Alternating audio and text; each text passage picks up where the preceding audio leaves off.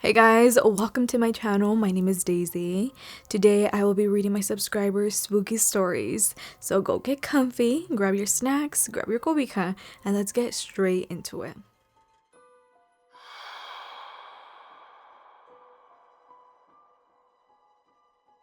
When I was 13, my parents sent me to spend the summer at my grandparents' ranch in Guanajuato, deep in the countryside.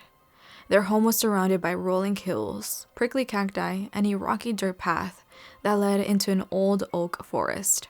People in the village often told stories about that forest. Stories about La Bruja, who lived there. I always thought it was just a legend meant to scare kids. But that summer, I learned otherwise. One night, we were sitting under the stars when my abuelo warned me not to go near the forest after dark. La Bruja busca almas jóvenes, he said. Se lleva a los niños curiosos. I laughed nervously, expecting my abuela to dismiss it like she usually did. But she didn't. She stayed quiet, her face tense, and slowly made the sign of the cross. A week later, I was playing soccer with my cousins when the ball rolled down the hill toward the forest's edge. They dared me to go get it. Not wanting to seem scared, I ran after it. As I picked up the ball, a sudden chill came over me. Even though it was warm out, I noticed movement in the trees. There, in the shadows, stood a hunched figure draped in a tattered black shawl. She didn't move, but I could feel her watching me. I ran back without looking behind me. My cousins laughed, thinking I was just scared of the dark, but I couldn't shake her image. That night, I couldn't sleep. Lying in bed, I heard a soft tapping at the window. I told myself it was just the wind, but the tapping grew louder. When I looked, I saw her again, the same hunched figure standing outside the window. Her face was pale and sunken. Her eyes were hollow, but faintly glowing red. Her lips moved like she was whispering, but no sound came through. I screamed, and my abuelo came rushing in. When he saw her, he grabbed his machete and shouted, "Fuera de aquí, bruja! Esta casa está protegida por Dios." She didn't move until he held up the cross around his neck. Then she growled and vanished into the night. The next morning, my abuelo told me the truth. The bruja was real. Cast out of the village long ago for practicing dark magic. They said she made pacts with demons and fed on souls to stay alive. He said she's drawn to fear and warned me to never go near the forest again. Before I left Guanajuato, he gave me a small wooden cross and said, "Jesús te protege, pero tú también debes rezar." I still carry it with me, and whenever I feel afraid or sense something dark, I clutch it and pray. That summer taught me that evil is real, but so is the power of faith. It's a lesson I'll never forget.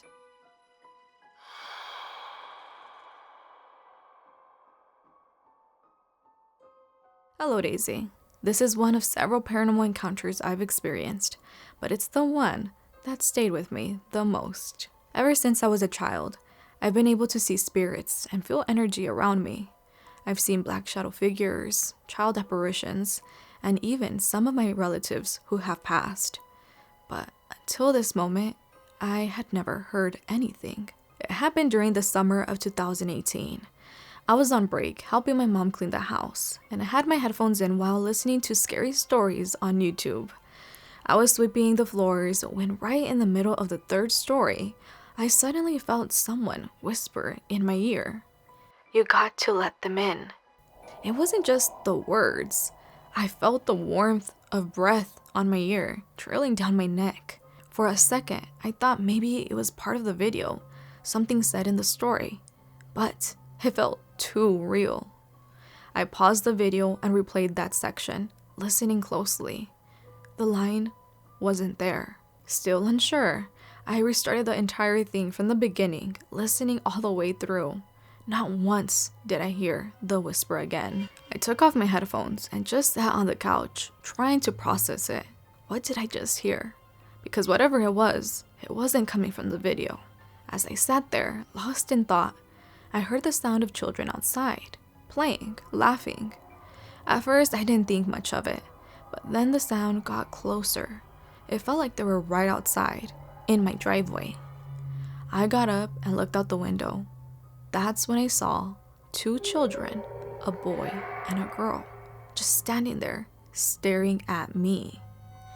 Something about them wasn't right. They didn't move. They looked like mannequins. The boy was dressed in a white suit. The girl wore a poofy white dress. Both were dressed head to toe in white, like they were wearing First Communion outfits. I froze, unsure of what to do. So I did the only thing that came into mind. I started praying El Padre Nuestro. As soon as I began, they both said, "Thank you," and began walking up the driveway toward the garage. When they reached it, they turned back to look at me one last time and smiled. Then, without hesitation, they walked straight into the garage door and disappeared. I ran after them, opened the garage door, and looked inside, but no one was there. They were gone, vanished into thin air. Ever since that night, I felt uneasy going into the garage. It feels like it could be some kind of portal.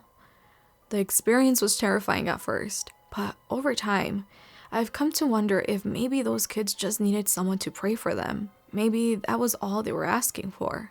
That was the first and only time I've heard a spirit.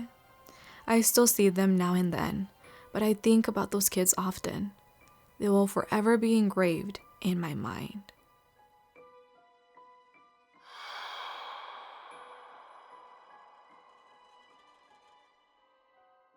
Hi, I'm Allison.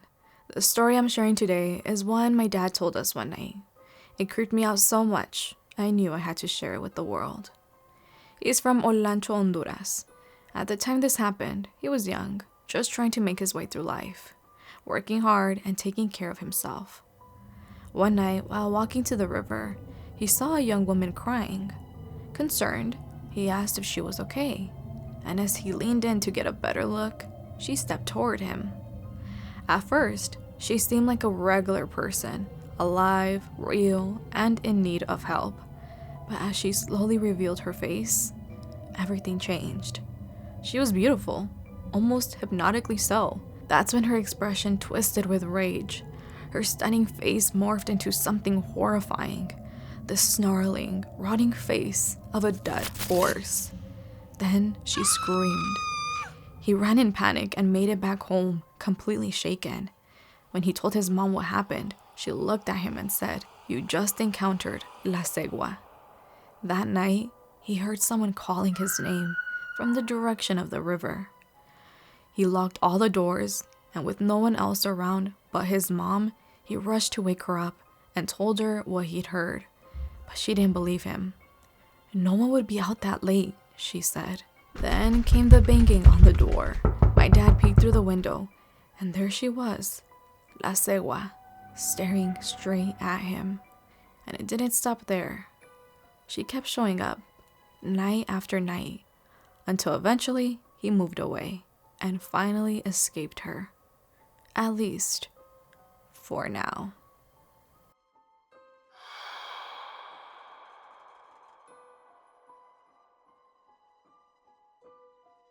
The story I'm about to share is from my mom, back when she was still living in Mexico.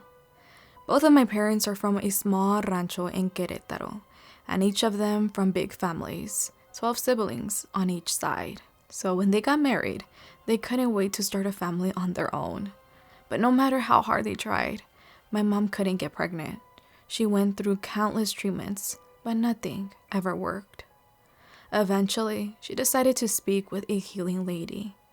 The moment the woman walked into the house, she told my parents that the home wasn't welcoming and that as long as they lived there, they wouldn't be able to have children. She said someone had placed something over their house, something meant to block them from conceiving. The woman told them to pray every night, and since my parents are very religious, they did exactly that. A few nights later, while they were praying in the living room, they heard loud noises coming from the roof. My mom said it sounded like a mix of chains and barrigas, metal rods, being dragged. Then they heard what sounded like a horse trotting along the road outside, with chains dragging behind it. My mom kept praying, growing more and more uneasy. When they looked out the window, they saw a man on a horse. It was in the middle of the night, which was strange enough. But then my mom noticed the man seemed to be missing his head. The sounds on the roof continued. My dad, being as stubborn as he is, grabbed a machete and a flashlight and went outside. He climbed onto the roof, but found nothing that could explain the noises. Then he flashed the light toward the spot where they had seen the man. Every time he aimed the beam in that direction, the sounds would stop, and the man's body would be hidden behind a bush. The moment he moved the light away, the noises would start again, and the man would move. He repeated this a few more times before giving up and coming back inside. The sounds continued a while longer, but they kept praying until the noises finally stopped. It never happened again. A few months later, they moved to the US, and just a month after arriving, my mom became pregnant with me. She was 30 years old, and I ended up being the only child they ever had. My mom believes it was a miracle from God, and maybe it was, but I can't help but wonder if it had more to do with them leaving that house. This second story happened after I was born. This was in the first house my parents lived in after moving to the US, a small old trailer they shared with my grandpa and a few of my uncles. A few months after I was born, strange things started happening. Loud stomps came from the bathroom, even when no one was near it. My uncles once saw a dark shadow moving toward the hallway, and immediately after that, the stomping started again. A few weeks later, one of my uncles woke up in the middle of the night and couldn't move. He said it felt like someone was sitting on top of him. After a few minutes, the feeling went away. My mom had a similar experience. She said she was lying next to me when I started crying. She tried to get up to comfort me, but couldn't move. It felt like something was holding her down. My cries grew louder until she was finally able to move and pick me up.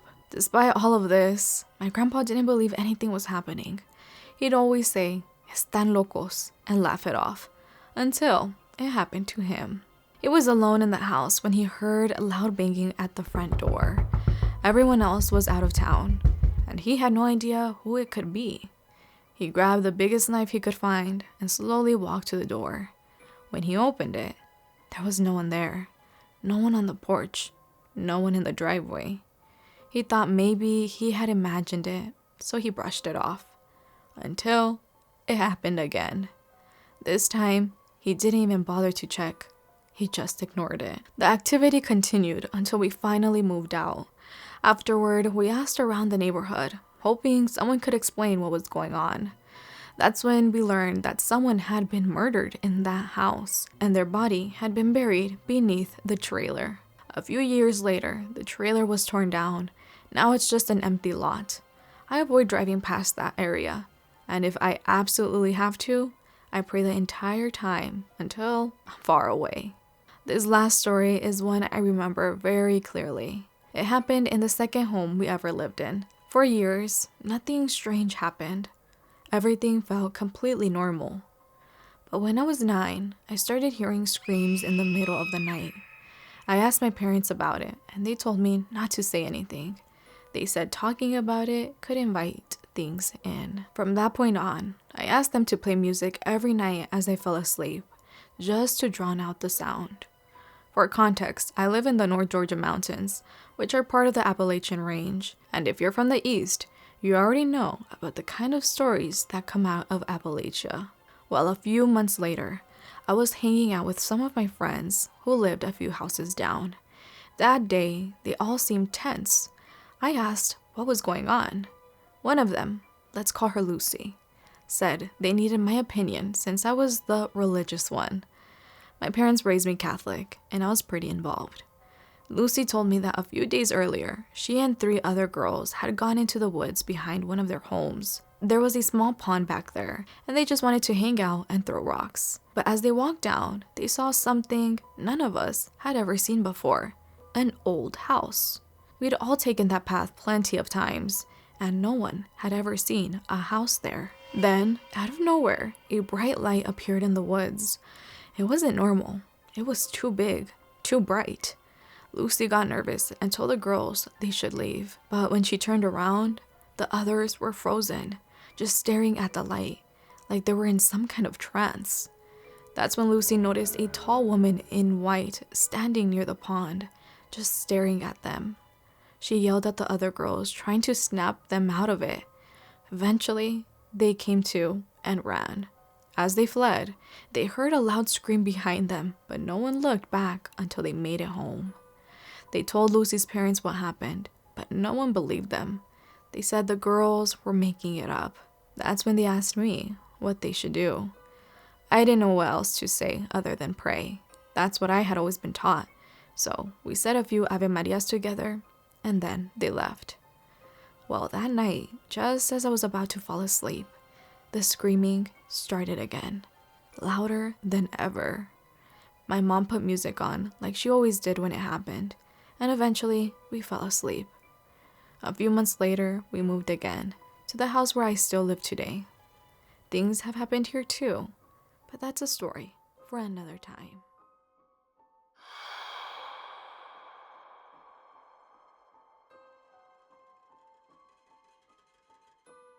Hi Daisy, my name is Tina, and this is my experience with the paranormal. I believe something has been attached to me since I was a little girl. When I was a baby, my parents would take me to the cemetery to bring flowers to my great-grandma, and every time we went, I'd reach my arms up like I wanted someone to carry me, but there was no one there.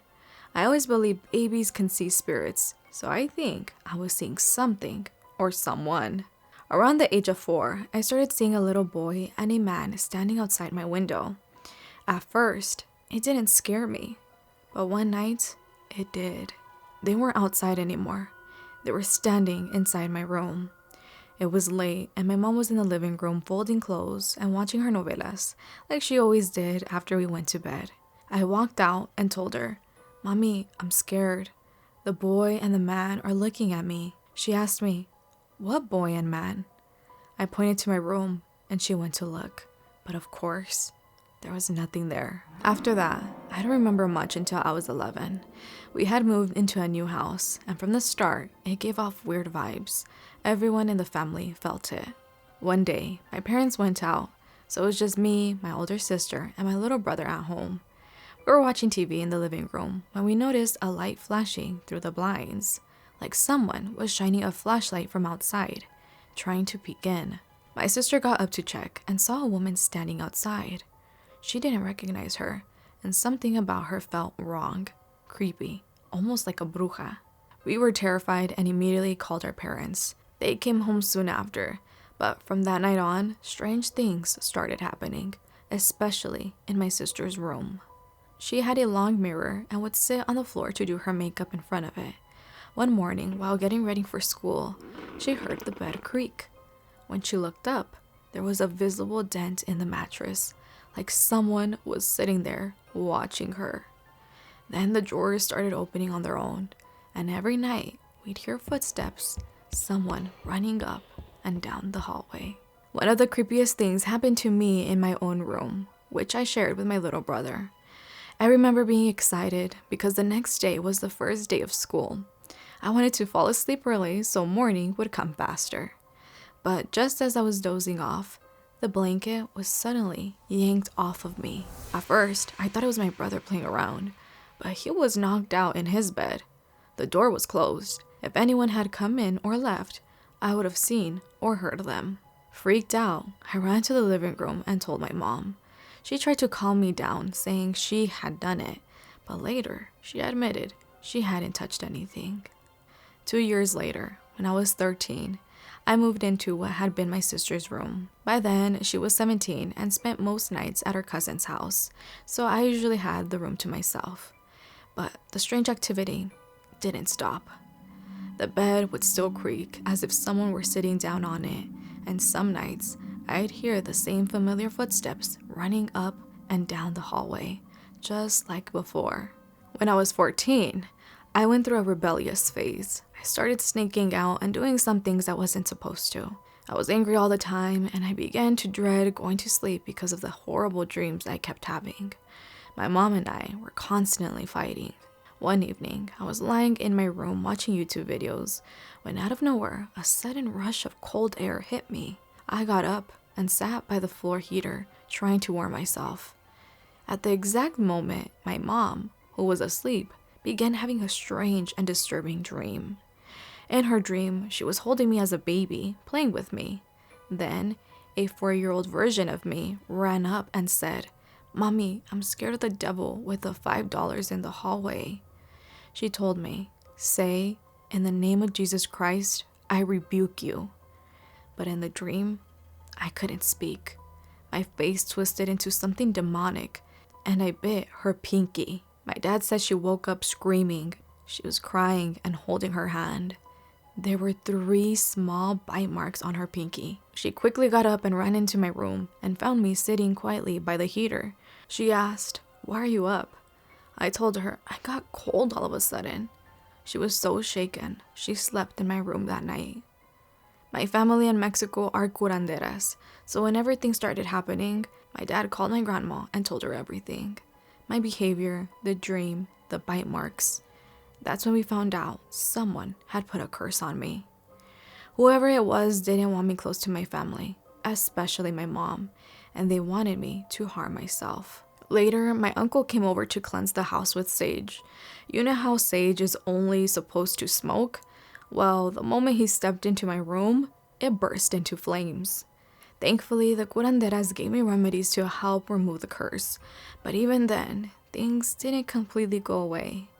I started seeing shadows from the corners of my eyes and became more sensitive to people's energy, like I could feel what they were carrying with them. By 17, I started getting into crystals and tarot cards. I felt like something was drawing me to it.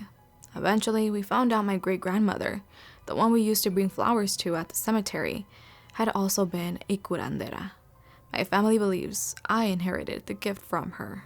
But when I turned 18, the strange things came back. I began experiencing sleep paralysis more often, and each time I saw a shadow figure standing over me. I tried not to be afraid, hoping not to give it power, but it kept happening. At 19, I got pregnant with my son. That's when I made the decision to stop everything. I put away the tarot cards and I buried the crystals. I didn't want to invite anything in, and honestly, I think that stirred something up. During my pregnancy, I had one of the worst sleep paralysis I've ever experienced. In the dream, I was in an elevator. An older woman appeared out of nowhere, got right in my face, and started choking me. I woke up, but I could still see her face. I couldn't move, I couldn't scream. Now I'm 22, and I live in an apartment with my husband and our 2 kids. One night, while my husband was asleep, he suddenly spoke out loud. His voice urgent, almost panicked. He shouted, "Who are you in the doorway?" I woke up startled, but didn't think much of it until a week later, when I had a sleep paralysis episode of my own. I couldn't move, couldn't speak, and standing in the doorway was an old man, just watching me.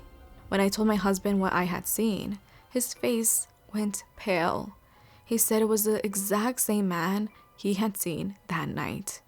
To this day, I still see shadows around our home. I still feel energy moving through the apartment, subtle but constant.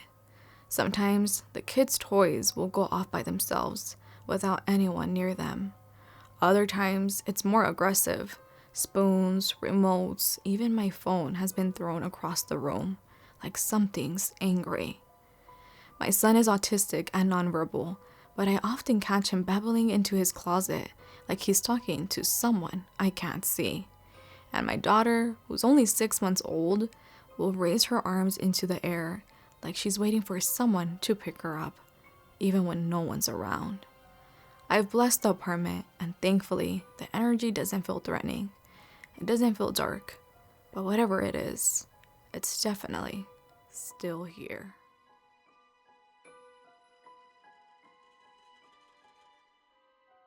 So that was it for today's spooky stories. Thank you to everyone that shared their encounters. I love hearing your guys' stories. Even though they made me lose sleep at night, it's all worth it in the end, okay? So thank you. If you have a spooky story that you'd like to share, please send it in at daicyspooks@gmail.com. I'll leave that in the description box just in case you want to send in your story. But that was it for today's video. I hope you guys all enjoyed, and I hope to see you guys all in my next one. Bye.